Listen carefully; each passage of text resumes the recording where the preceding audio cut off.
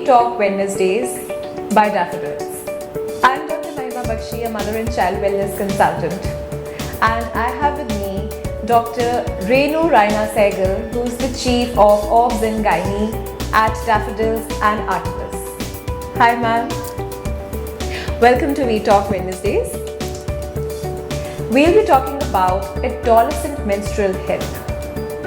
So ma'am, please tell us about what is the age at which an adolescent girl is expected to start off with her periods? You know, the normal age where the menstruation starts in adolescent girls these days has come down by about a year or two, because previously we used to say it's 12 years, but now the normal age has come down to 9 to 10 years to about 13 years, which is normal. A girl can start a period at 9 years, or she can start at 13 years, or in between. It's all normal. And but some people, some girls do start the periods even a little later than that, or even a little earlier than that. But that needs to be evaluated before we label it as normal. So ma'am, if we talk about the commonly seen issues related to menstrual health in adolescence, so what are the common ones that you come across on regular basis? The most common one would be irregular period or heavy period. When the girls start with their menstruation, it is quite normal and natural for their cycles not to be regular like clockwise. When they start, they may get a period maybe once in two months, 3 months, or even 4 months. And also the period may sometimes be not very heavy, sometimes be heavy, which is okay. The normal hormonal cycle takes about 2 years to settle down, and anything in those 2 years is taken as usually normal. But once the menstrual cycle settles down, the period should not last beyond 7 days. Anything between 3 days to 7 days is normal, and also she should get a period at least one in 45 days. That is almost the normal cycle. Right. And ma'am, when is the right time for a girl during her adolescent age to seek help from a gynecologist? Okay, if you have heavy periods, that means in periods, even though they are lasting between 3 to 7 days, the bleeding is very heavy. That means you are passing clots, you are changing more than 4 pads in a day, or during periods you have very, very severe pain, a pain which is not controlled even with a normal painkiller. Then you should definitely go and seek help of a gynecologist. Or if your periods are lasting more than 7 days, or if you're not getting a period maybe even in 2 months time or so, like the periods are very irregular, delayed by more than 2 months, then you should definitely seek the help of a gynecologist and evaluate yourself. So I think it's very important that mothers should also understand these changes, because a lot of times moms undergo a lot of anxiety if the girl has not started her period and it's been a month. So I think moms also need to understand what's normal and what's not normal. Yes, I think it is very important for moms these days to not compare their times with these times. Times have changed, hormonal changes have come up in a different way in girls because of the diet, because of the environment. So it is very important not to compare every child with mummy, dadi, nani. They are different, and we need to seek help and understand what is normal for them. We need to educate them.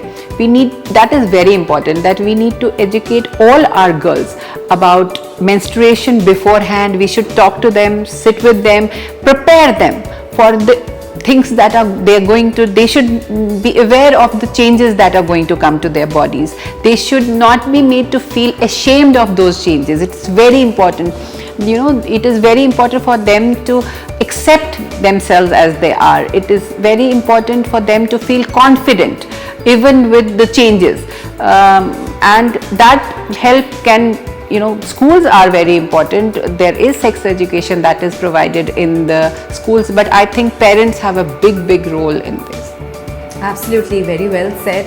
And since you've mentioned about being conscious and all, so I would also like to ask you that nowadays, with the amount of time that kids are spending on social media, they have also started becoming very body conscious, because of which they get influenced and they want to follow all the fad diets.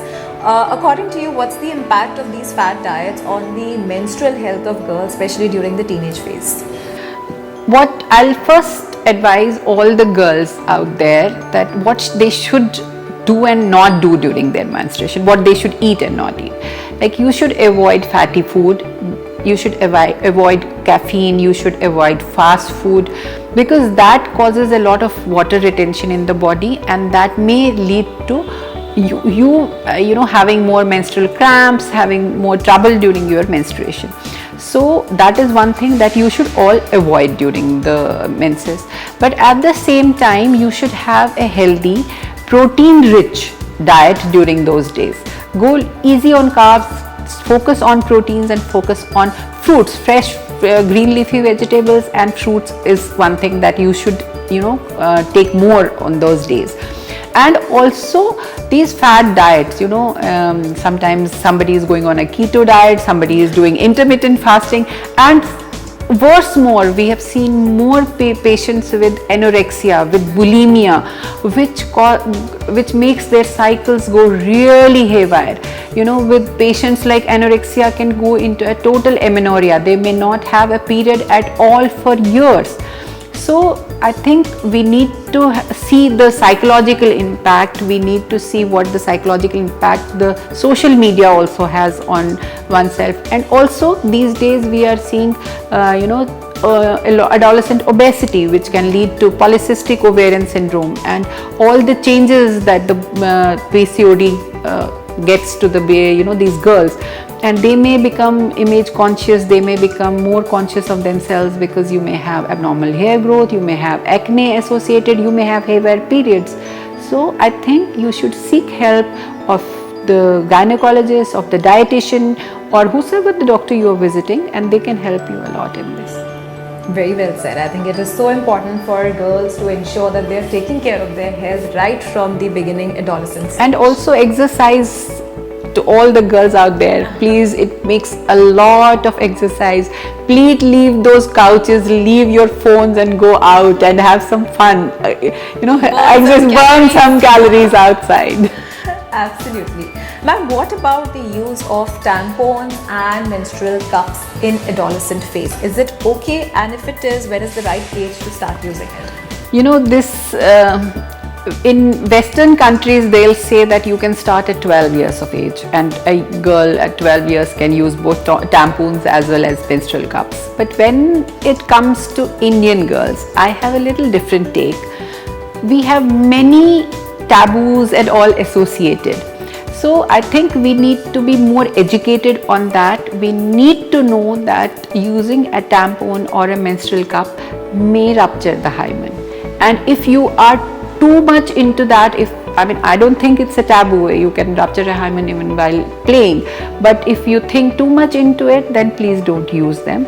But overall, I think an age of 15 to 16 is absolutely okay to use a menstrual cup as well as a tampon.